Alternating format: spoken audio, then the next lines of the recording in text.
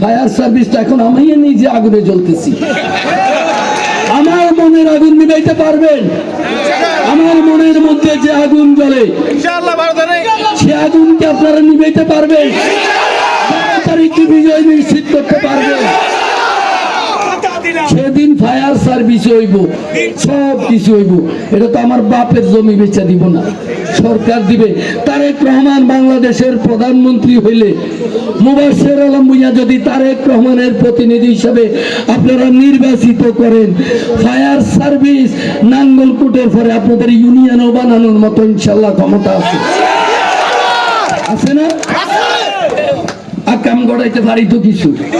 হ্যাঁ, বাংলাদেশের প্রধানমন্ত্রীর সামনে দিয়ে হুতি যাবো, এটা দিতে হইব দোল খানের লাই, এটা দিতে হবে হাট বাড়ির লাই, নদীতে এত যাইতাম না। আর উন্নয়ন আপনাদের অধিকারে কি মাল এটার চেনেননি? এটা জীবনে কেউ তোর ক্ষতি করছে নি, উপকার হয়তো করতে পারি না। এটাই আমার আদর্শ। আপনার কোনো ক্ষতি করি নাই, অতীত আজও করি নাই, ভবিষ্যতেও করতাম না। খালি উপকার করছি, অনুকরি আর ভবিষ্যতেও করবো। এটাই হলো আমার আদর্শ। আমি এই আদর্শের বাইরে কোনো আদর্শ মানি না। আসসালামু আলাইকুম ওয়া রাহমাতুল্লাহি ওয়া বারাকাতুহু। কাঙ্ক্ষিত লক্ষ্যের কাছাকাছি পৌঁছতে পারি আপনাদের দোয়া এবং ভালোবাসার কারণে। আজকে কিন্তু 12 দিন সামনে আছে, আমি হতাশ নয়। আপনারা যদি এই 12 দিনকে সুষম বন্টন করতে পারেন, ইনশাআল্লাহ মাঠে ফসল আছে, শুধু কুড়াই ঘরে নিবেন, গোলা ভরে যাবে ইনশাআল্লাহ। পারবেন ইনশাআল্লাহ? সত্যি আস্থা বিশ্বাস আছে, মনের জোর আছে? প্রার্থীকে কি যেতে হবে? আপনারা সবাই যদি নিজেকে প্রার্থী মনে করেন, যতক্ষণ পা চলে ততক্ষণ মানুষের দ্বারে দ্বারে যাবেন।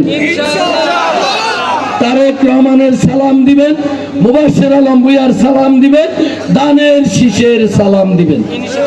পারবেন না?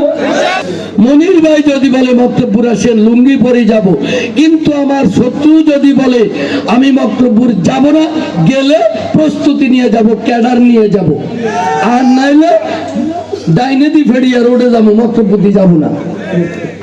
বুঝছেন তো? কারণ যুগে যুগে নবী রাসূলের যুগ, নবাব সিরাজউদ্দৌলা, শেখ মুজিব, জিয়াউর রহমান সবাই কিন্তু নিজের বন্ধুর দ্বারা কাম হয়ে গেছে। বুঝছেন তো? কেউ কোনোদিন শত্রুর দ্বারা কাম হয় নাই।